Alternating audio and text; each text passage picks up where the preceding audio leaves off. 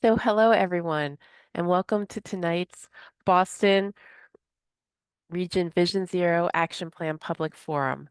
My name is Reagan Checchio, and I will be serving as the moderator for tonight's meeting. Next slide. I would like to let everybody know that tonight's meeting will be recorded and posted on the project website. We're hoping that we have designed an online public meeting that will be interactive and provide an opportunity for us to have a conversation together. Before we can begin that conversation, I want to review a few technical aspects of the Zoom platform. You can view closed captions by clicking the Closed Captions feature and selecting from the option shown. Show Subtitle will display a caption at the bottom of the screen. You can view full transcript to display the meeting's audio transcription in a window to the right. All attendees are muted during the presentation to prevent excessive background noise. And if you're viewing this meeting on a computer, you can toggle speaker view to see the presentation more prominently. If you're on a smartphone, you can swipe to change your view. Tonight, you may also use the Q&A button to submit a typed question or comment at any point during the meeting. It's on screen here. It might be under the More in your toolbar as well. We are asking that you hold substantive comments and questions until after the presentation is complete. The chat is also open tonight, but we would request that you submit your questions through the Q&A button so we can more easily track them. The submitted questions are not visible to attendees once submitted, but we will try to get to as many as possible during the Q&A portion of the meeting. If you have a technical problem, please share your issue in the chat feature at any point during the meeting and we will respond as quickly as possible.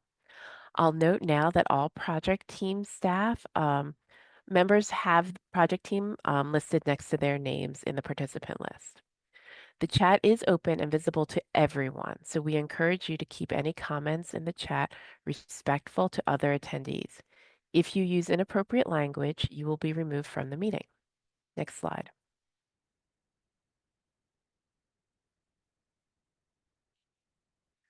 So this meeting is accessible to people with disabilities. Zoom products are compliant with exceptions with the following standards: Web Content Accessibility Guidelines 2.1, Level AA standards, and revised Section 508 standards. If you require any accommodations in order to participate fully in this meeting, or if you have technical difficulties, as I mentioned earlier, you can share that in the Zoom chat, or you can contact us via the project email address, which is projectteam@bostonmpovanzero.com. Next slide.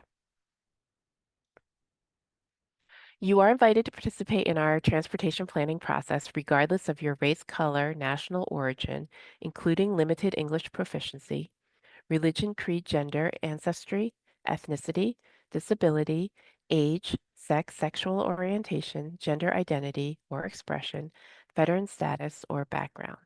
You can read the full notice of your rights and protections at bostonmpo.org/MPO non_discrimination. And now, thank you for your patience. I would like to introduce Allie Kleiman from the Boston Region MPO to begin the main presentation. Allie? Thanks, Reagan. Yeah, hello everyone. Thanks so much for taking time out of your busy schedules to be here tonight. My name is Allie Kleiman. I'm a transportation planner at the Boston Region Metropolitan Planning Organization, and I'm managing the Regional Safe Streets Plan, what we're here to talk about tonight. I am far from alone in doing this work. A few of my colleagues at the MPO are at the meeting tonight, Sean Rourke and Gia Wong, and we're working with a team of consultants led by Cambridge Systematics. You'll be hearing from Rachel Chicoine tonight as she reviews some of the safety data and other project work. VHB is also part of the team leading the safety data analysis. And you already heard from Reagan Checchio from RVA, who is leading the stakeholder engagement part of the project. So now that we've introduced ourselves, it'd be great to know more about who's here tonight. If you're comfortable, please add in the chat your name, any affiliation you want to share, and why you came to the meeting tonight.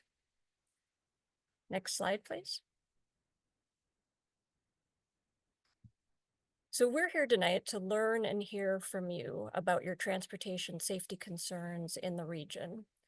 Learning about where the pain points are and the things you're already working on in your communities to address these issues will directly feed into the regional Safe Streets Plan. Before we get into the rest of the presentation, we wanted to do a quick activity to understand more about how you travel around the region. So in a typical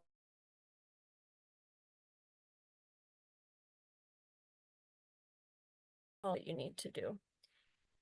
Reagan will open a poll.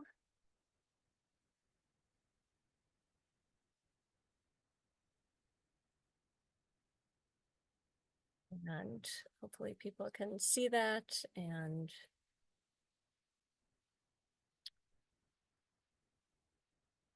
yes.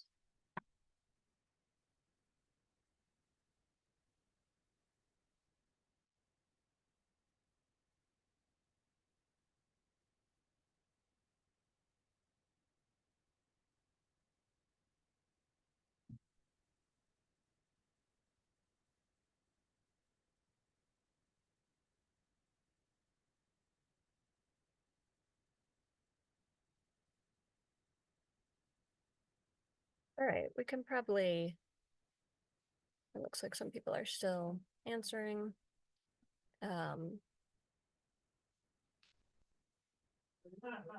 We can probably close the poll. Reagan. Just wanted to get a sense and start thinking about these issues, but it looks like we've got a good mix between a lot of people who walk or bike, transit, and driving or carpooling.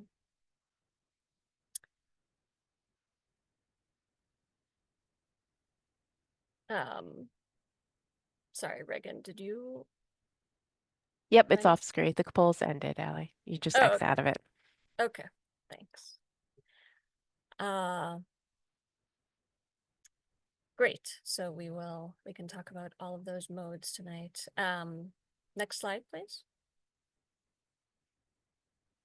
So this is just a quick look at how we're going to spend our time tonight. We have a brief presentation that will cover who the MPO is, why we're working on transportation safety, and what the Regional Vision Zero Action Plan or Safe Streets Plan is. Then we'll move into breakout rooms for some smaller discussions about your transportation safety concerns and ideas and the work you're doing on solutions. And then we'll come back and do a bit of a report out on those discussions. Next slide. And next slide. So the MPO is the Regional Transportation Planning Agency for the Boston region. The region includes 97 cities and towns, stretching from Boston to Ipswich in the north, Marshfield in the south, and approximately I-495 in the west. The total MPO area comprises over 1,300 square miles, 3 million residents, and 2 million jobs. The work of the MPO is guided by the 23 voting members of the board, made up of cities and towns in the region and MassDOT and the MBTA. And the main work of the MPO includes studying transportation issues, funding transportation projects, and planning for the future of the region's transportation system. Next slide. So you all came here tonight because you have concerns and things to share about transportation safety in your communities. And with more than 40,000 people being killed every year on our roadways in this country, it's not an overstatement to call it a crisis. Next slide. In the Boston region, every year, there are about 1,000 or more people killed or seriously injured on our streets. The data shows us that there's a problem. Our streets will remain dangerous if we don't change things, if we don't focus on these issues. Next slide. But we don't have to accept the status quo. We don't have to accept people dying from traffic crashes on our streets. Vision Zero is a fundamental shift in how we think about transportation safety. For decades, we've had the belief that crashes are accidents, events that we can't prevent or predict. Vision Zero asks us to start from an assumption that serious crashes are preventable, and we can change how we design and build our roads, how we educate travelers, and how we set our speeds and other policies to create a transportation system where we recognize that responsibility for safety is shared. This approach to transportation safety recognizes that roadway users make mistakes, and those mistakes shouldn't lead to death and serious injury. Next slide. So the Boston MPO and our state partners are committed to working proactively to create safer streets and to working towards the goal of 0 deaths on our roadways. All of this work, as a part of this work, the MPO applied for and was awarded a Safe Streets and Roads for All grant from the U.S. Department of Transportation. And so that is what we are, that is why we are undertaking the Vision Zero action plan. So I'm going to turn it over to Rachel now, who will share more detailed information about transportation safety in the region and the work and schedule for the action plan. Thank you, Allie. Hello, everyone. My name is Rachel Chacoin. I'm a transportation safety planner with Cambridge Systematics, which is one of the firms that is helping the Boston Region MPO to develop this Vision Zero action plan. Next slide. So as Allie told us, Vision Zero is a movement that's focused on making sure that no one dies on our roadways. And we need this in the Boston region. On average, over the last 10 years, every year, 84 people are killed, which put another way is a person dying every 4 days. There's also another 736 people every year who are seriously injured, which is the equivalent of each day 2 people being seriously hurt in a way that means their lives, bodies, and ability to move around are permanently affected. People who walk, bike, or roll are more likely to be seriously hurt or killed on our roadways than other types of roadway users. It's estimated that about 17% of trips in the Boston region are made on foot, and another 1% are made by bicycling. When we look at the data, people walking and biking represent about 13% of all crashes in our region that result in any type of injury, which includes minor injuries. However, if we are looking only at the most serious crashes, those that seriously injure or kill a person, these groups represent 28% of all fatal and serious injury crashes. Over the last 5-year period of data from 2018 to 2022, that's 1,000 people who were killed or seriously injured while walking, biking, or rolling. Now, some of you may be familiar with this. The Commonwealth of Massachusetts has defined a phrase for people who walk, bike, and roll on our roads. They're called vulnerable road users. And the reason that these people are considered vulnerable is because they aren't protected by the body of a vehicle. If they're hit by a car, they're more likely to be hit or killed by the crash impact forces. On the next slide, I want to introduce a very important element of Vision Zero, which is to develop what's called a high injury network. This high injury network is a subset of roads where a majority of crashes happen in the Boston region. And it can tell us where crashes have primarily happened so that we can focus our safety improvements on those locations with the most urgent need. The project team is currently finalizing the high injury network, and it should be available within the next month. For the Boston region, 58% of all fatal and serious injury crashes take place on only 7% of its public roadway miles. That shows you the disparity that's happening in where crashes are occurring. And when we look at who lives near these corridors, we see that people who represent minorities or people who qualify as low-income households are significantly more likely to live near a high-injury road compared to the overall roadway network. Next slide. When we look at the top contributing circumstances to crashes for fatal and serious injury crashes specifically, we see that the majority are reported as either no improper driving or unknown not reported. But when we do look at crashes that have improper driving, the top contributing circumstances are failure to yield the right of way, reckless or aggressive driving, distracted or inattentive driving, and failure to stay in the travel lane. And in fall of 2024, this project sent a survey to municipal staff throughout the region, some of whom here may have replied. And what we found was that respondents identified speeding and distracted driving as two of the biggest challenges related to driver behavior. The MPO, MassDOT, municipalities, and many other stakeholders are committed to reducing these trends. A key component of achieving zero deaths and serious injuries on our roadways is working together. There are over 40 cities, towns, counties, and regional organizations throughout the Commonwealth that have been awarded federal grants through the Safe Streets and Roads for All grant program. This grant program provides funds for entities to develop safety action plans, perform small demonstration projects, and fund bigger improvements on the roadway. The Boston Region Metropolitan Planning Organization has received one of these grants, which is this plan that we're here talking about today. But there are other towns and cities in our region who have also received grants, including Chelsea, Salem, Peabody, and Dedham. The MBTA has also received a grant for a demonstration project. And we also want to acknowledge the great work that's already ongoing with some of the cities in our region who already have Vision Zero plans, like Cambridge, Somerville, and Boston.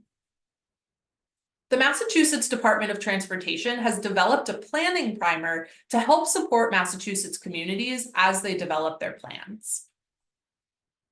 Next slide, please. Now, the Boston Region MPO is currently developing the Vision Zero Action Plan as a roadmap to safer streets for everyone who walks, bikes, rolls, drives, or takes transit. The goal, like our overall goal for Vision Zero, is to reach zero deaths and serious injuries on roads throughout the Boston region. Through both data analysis and public and stakeholder engagement, the plan will identify our biggest roadway safety challenges. The plan will also select widespread strategies and projects to address those challenges. Strategies will include policy and legislative changes, both proven and innovative roadway design changes, and building partnerships. The outcome of this plan will be an actionable set of recommendations for towns and cities, the MPO, and our partners to work on over the next 5 to 10 years. The plan will also define how we can measure progress towards our goal over time. Next slide. Wanted to give you a sneak peek under the hood of what we've been working on and what we will continue to work on. So since the beginning of 2024, the project team has built out strategy and planning for this project. Data analysis and engagement began in the second half of the year. And as we look towards the upcoming year of 2025, in the first half of the year, the team will continue working on data analysis to identify challenges, both high injury and high risk corridors, and systemic and site-specific needs. The team will develop recommendations to address challenges through policy and process changes. And strategy and project selection will also begin very soon to research and prioritize a diverse range of representative projects and system-wide solutions. In the second half of the year, we'll focus on consensus building to gain buy-in from stakeholders about the Vision Zero goals and our strategies. We will select targets and develop a process to report out on progress. And throughout all of this will be public and stakeholder engagement to inform challenges, choose the best solutions, and garner support. Our target date to complete the plan is January 2026. Now, public and stakeholder engagement is an essential component to building the Vision Zero action plan.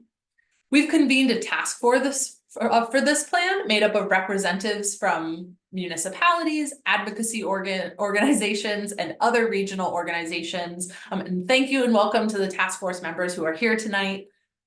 We also have been having meetings and will continue to meet with different municipalities and state agency staff as we work on the data, policy, and strategy tasks. Lastly, we've created a number of ways for those who live, work, and travel throughout the region to provide feedback on this plan, including tonight's meeting.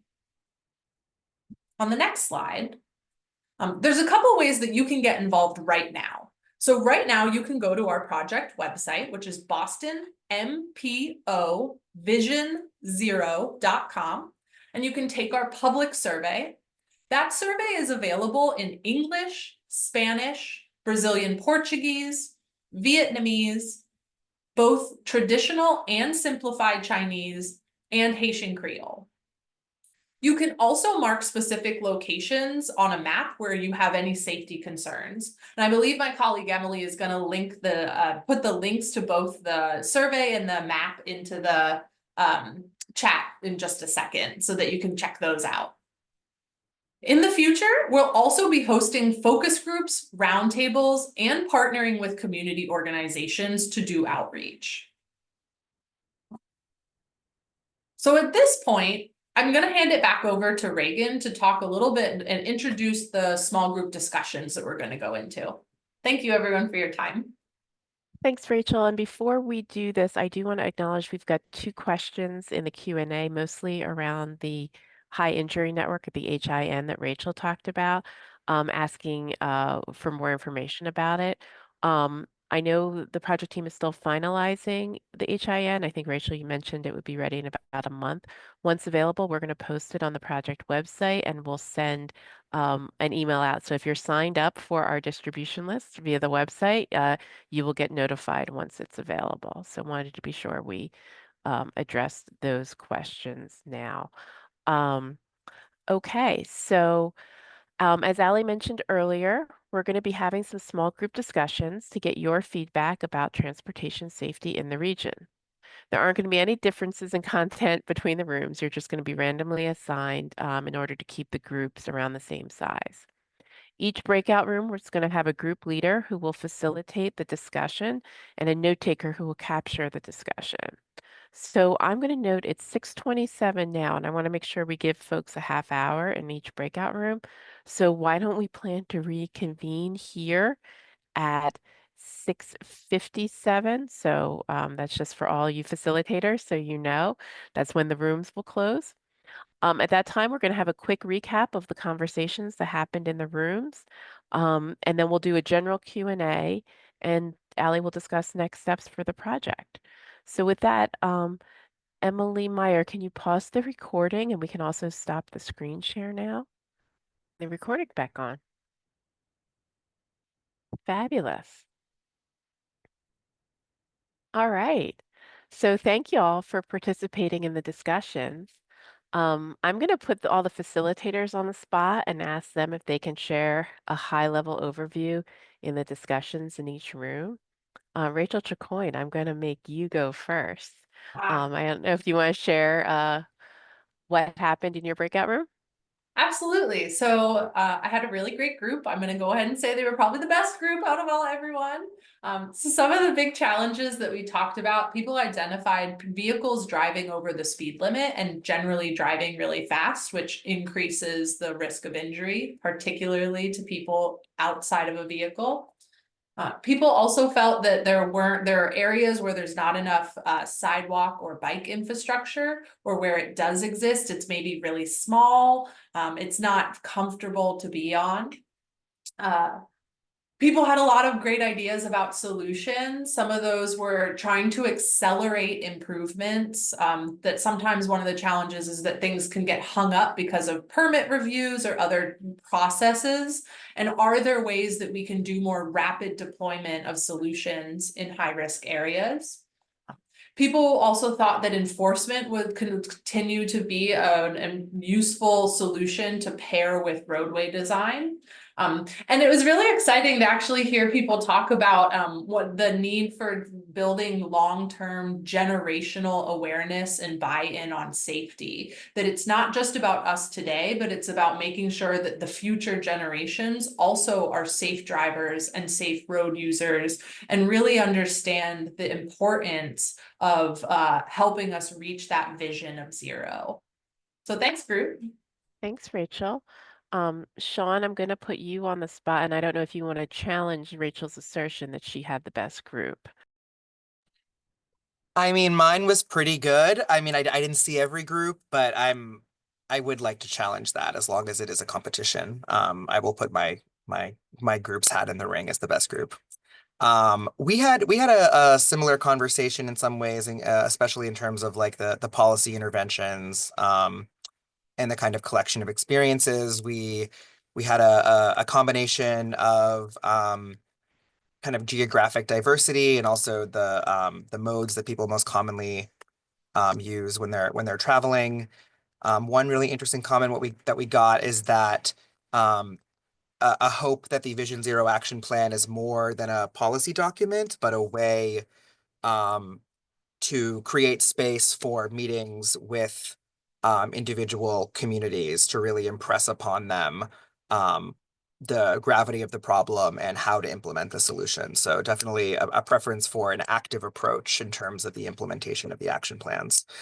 Um, we had a good amount of discussion on speed being one of the primary problems, as well as a lack of enforcement with cameras. There was some interest in the new the the law that was passed in the state about cameras on school buses, and then and I think all buses, but then also what was included in the governor's recent budget, allowing for broader automatic speed enforcement. So there's a lot of interest in kind of a wide range of interventions in order to um, improve driver behavior and lower speeds. And I see Charlotte also is mentioning that camera-based enforcement in this chat as well. So thanks, Sean. And Emily Farmer, last but not least. I will take no criticism. My group was the best group. We discussed a bunch of things. We had a really great mix of suburban, urban perspectives, and especially people who sort of traveled between both. And again, speeding came up as an issue, as well as like just the large size of vehicles, and be able to see around them, or for them to see you, for them to see children, things of that nature. We talked about lighting. We talked about how this is a shared responsibility for drivers, for pedestrians, for people who roll, for people who walk, for people who bike. We talked about the 4-foot rule and biking and walking in the city, feeling safer doing that in downtown Boston versus doing that on suburban roads. And also the connections between places that we go. So connections between specific bike trails versus how to get to them, connections between the trails themselves. And then we also talked, I think this relates really well to Rachel's point that your group made about generational change, but current change where people will have their license for 40 years and new laws come up and changes are made, and maybe you forget some of the safety things that you learned when you were first getting your license. How do we remind people how to be safe on our roads? So, good Thanks, conversation. Emily. Sounds like everyone had a really good conversations. And I will note that, there were note takers in every room, so this was just high level summaries, and we have detailed notes of all the conversations. Um, I just want to take a personal moment just to thank everyone for taking the time and for providing your feedback tonight. And I know the team wants to take everything that they heard into consideration as the plan is developed. Um, I want to take a moment to see if there are any elected officials present tonight who want to offer any comments or feedbacks. If you're an elected official and you want to make any comments, if you want to press the raise hand button, it's under reactions. We can take those comments now. Give it a moment. Not seeing anything yet. But I'm seeing some good suggestions in the chat, so thank you all for participating in that way. It does look like we do have someone with their hand raised. I'm going to unmute you, and if you want to introduce yourself, you should be able to speak, unmute yourself and speak now. Yeah, sorry about that. Oh, no Can't worries. I unmute and then I lose my camera.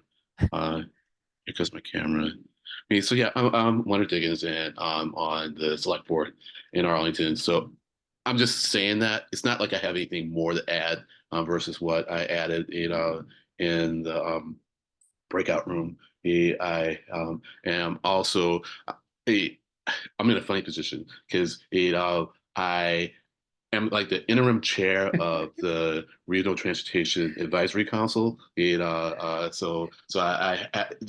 is my I'm on it for like this is my sixth year on it, and so we are changing the advisory council into a different form, and so I'm kind of in an interim position. So I'm on the board, and so I'm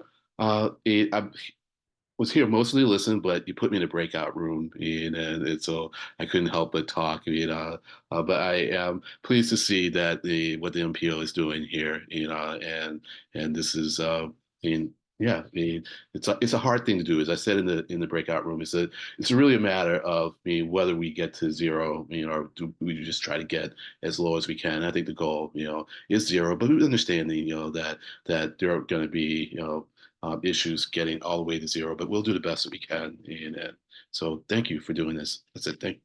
Thank you for taking the time to come tonight and make your comments. So now we're going to move into the question and answer session. And now, and Emily is already ahead of me getting to the right slide here. So I know we answered a few of the questions before we went to breakouts, and I know there's been a lot of chat, but I did want to take an opportunity if folks had other questions they wanted to ask the MPO staff or the project team tonight. If you want to use the Q&A feature, we can take those questions. So you all maybe talked out a little bit. I'm not sure. Give it a moment or so. Oh, Charlotte, I'm gonna unmute you. Yeah, I was just curious how you're going to use the data collected through the safety concerns map. I'll ask either Rachel or Allie if they want to respond to that.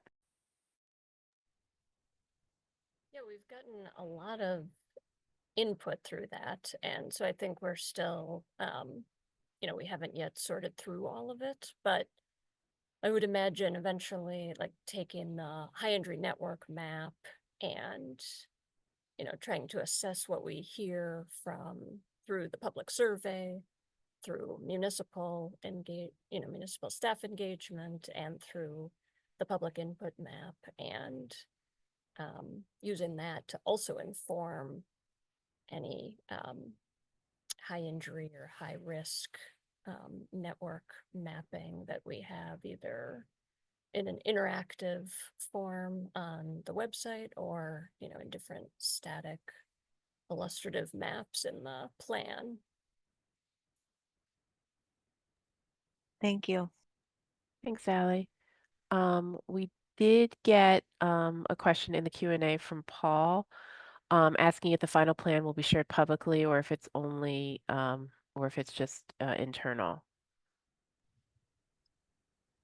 Yeah, everything will be publicly available in multiple formats and languages, and we're aiming to make everything as user-friendly and easily understandable as possible. Great, thanks. Okay, Dan Jaffe, I'm going to unmute you. You should be able to unmute yourself and Yeah, I got an anxious dog here, so I have to scoot soon. No worries. But we need to really leverage some of already existing technology that the Europeans use. There's so much out there that is incredible. They do a much better job than we do here in the States. So we really got to do that. Quiet hubs. Uh, sorry. And one of the bigger ones I would say is trying to listen more to the community that's being affected more, especially when you're dealing with transit corridors like bridges. We got to do better. We're isolated, so we need these bridges to get across to get to the rest of the world, and yet we don't have them as effective as they could be for walkers as well as cyclists. Cars are great, but that's not where it's all at anymore. It's bicycling and walking for the exercise. I gotta go, but thanks for the session. It was very good. Thanks, Dan. And we always welcome pets to all of our meetings as well. Um, I'm just alternating between reading the Q&A and taking hands. Um, question from Terry Gleason. Will the increased walking and biking rates be included as an evaluation criteria? I'm not sure if that's Rachel or Allie. I'm happy to take a first answer at it. So in terms of, I'm reading this as though you're talking about evaluating as like, are we making progress towards the Vision Zero goal? And as a part of that, that more people feel safe and want to walk and bike places. I think that's a little bit of a tricky question because it sometimes can be hard to track the number of trips that people take on foot or on bike. But that also means that it's an opportunity for us to look into some of the more novel and emerging data sources that are out there, like Replica, which is a location-based services or other location-based services where we're trying to more estimate those things. So not yet, but it's something that we'll continue to be looking at and trying to find good data sources to have data for. Thanks, Rachel. Brendan has a question about, since it's the start of the new session on Beacon Hill, will the plan include any recommendations for safety legislation?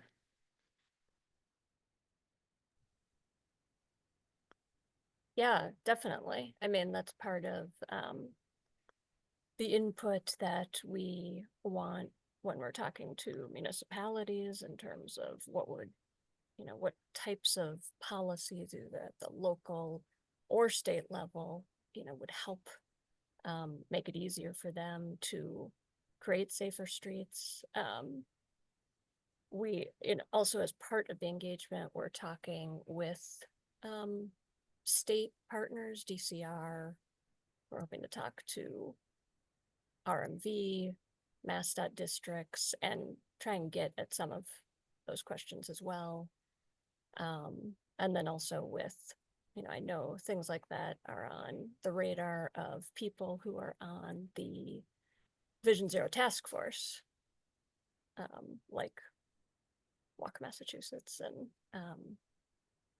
and Mass Bike. So we definitely want to consider that. Thanks. And then I'm going to go to Glenn, who's been patiently waiting with his hand up. Glenn, you should be able to unmute yourself. Thanks so much. I wanted to thank you for that great discussion around this really important topic, and something I always talk about, which is, those who are using public transit are always pedestrian, like at some point in their trip, right? Whether they're getting on a bus or they're walking to their station or whatever. And so it's just, anyway, I appreciate the invitation to join tonight, but also like encourage like continued engagement with the MBTA and regional transit authorities that intersect with the region and provide service. I think that there's lots of people thinking about how to make our roadways safer and also improve access to public transit in the process. So what does that look like? And safety around bus stops is super important. And I said it in our group chat in our breakout session, but lighting, and improve safety for everybody. And so just encourage some more thought into that. And thanks again. Well, thank you for the kind words tonight, and for your participation. There's a question from Benjamin in the Q&A. Will the high injury network be focused towards any particular jurisdiction, municipal, federal, state-owned, or will it be owner agnostic? I don't know if that's Allie or Rachel. Yeah, I mean, the current approach we're taking, and we've been working with the task force on, and we'll be circulating to municipalities and then, making public, is having sort of 3 levels of, so trying to capture the roadways with the most serious crashes, like the top 5% of roadways at the regional level, at the sub-regional level, and then at the municipal level. And then also bringing in MassDOT's risk information. So there are some municipalities that, like, we really want this plan to be useful to municipalities that either haven't or, haven't done their own safe streets plan yet. So bringing in that risk data is helpful because there are some municipalities that actually don't have many serious injury or fatal crashes in the years of the data that we're looking at, but they can still understand how to be proactive and where to be proactive to increase safety. We have at this point, as many Vision Zero plans do, not considered interstates, but we are focusing on MassDOT owned, DCR owned, and locally owned roadways.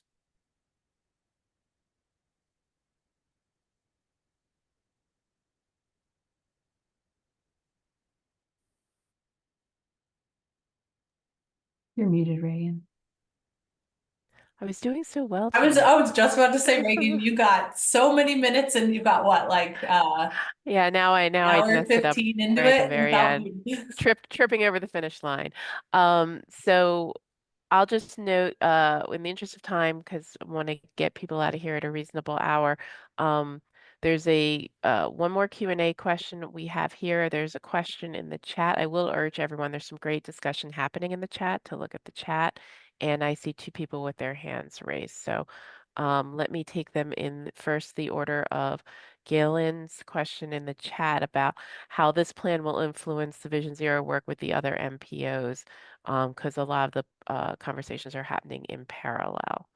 I'm Yeah, paraphrasing a little bit.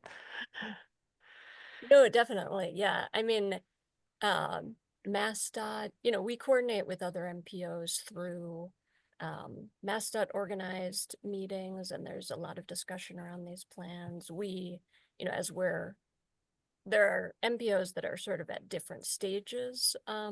So as we've been working to get our plan started, we've also been reading the plans of other MPOs that are already finished and having conversations with those planners that led that work.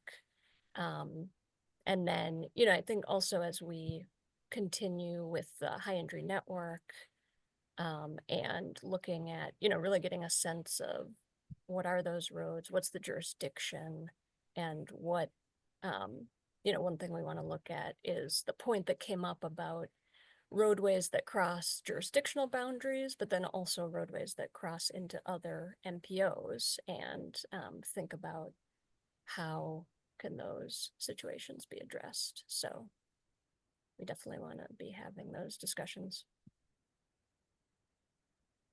Thanks, Allie. Okay, so there is a question in the Q&A from Zeke about how the plan relates to the various grant-funded programs like Safe Streets for All and various action plans. I know we did talk about this a little bit in the presentation, so I will I'll let Rachel explain at a high level because I think that was her slide. And also note that the presentation will be posted on the project website after the meeting along with the meeting recording. Rachel, am I right in saying that that was your slide? Talking about the funding, or was it Ally's? Sally, you want to take it?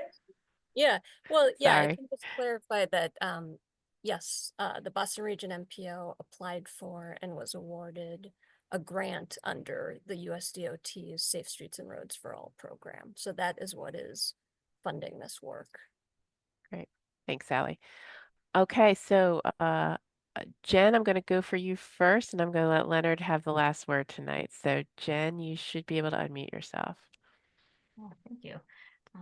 My question is whether, and apologies if I missed this, that it sounds like you're producing a high injury network. I was curious if you were also looking at the top intersections. I know in Boston, of course, intersections being a point of many conflicts and conflicting movements, and especially we see our intersections that have irregular geometries or often more than four approaches being particular hotspots. So curious if that was something that you were going to be looking at as well.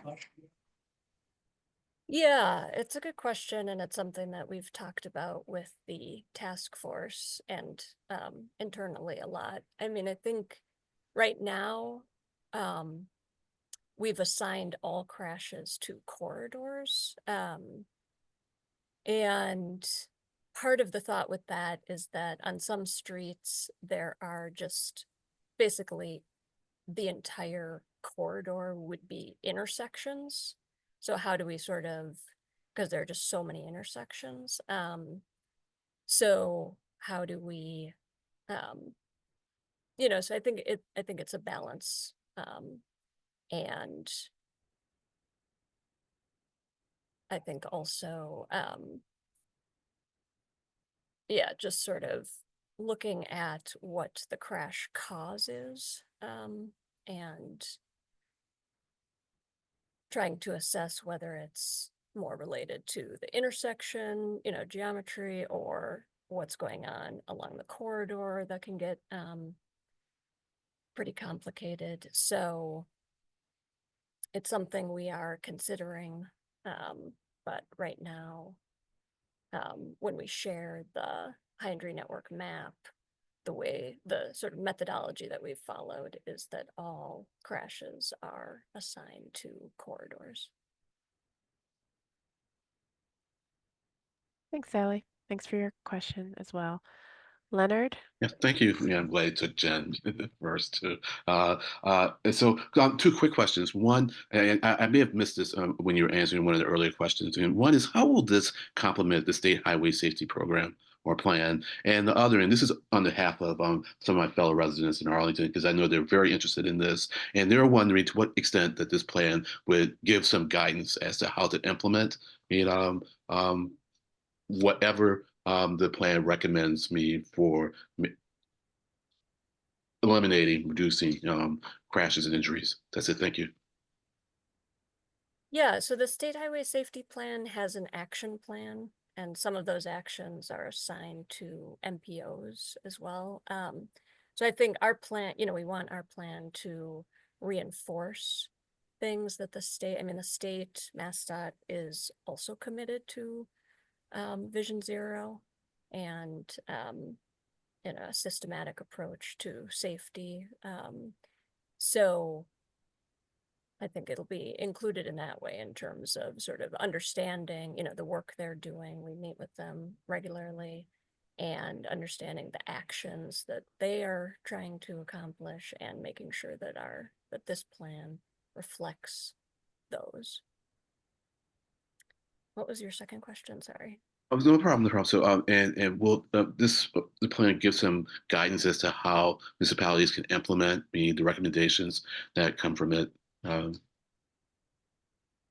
Yeah, definitely.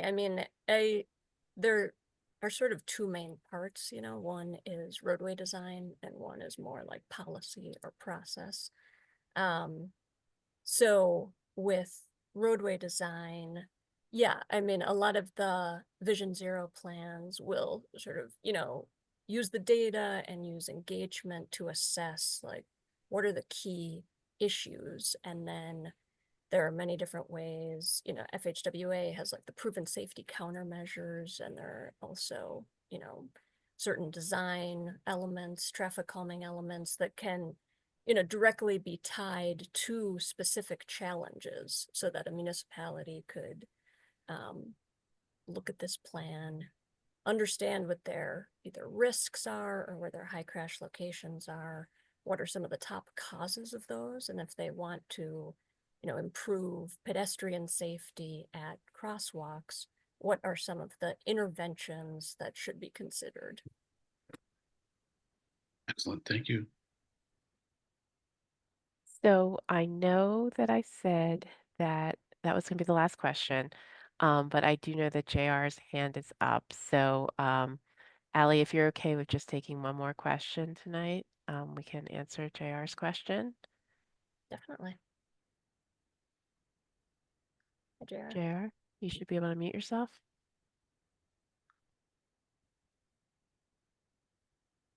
JR? Okay,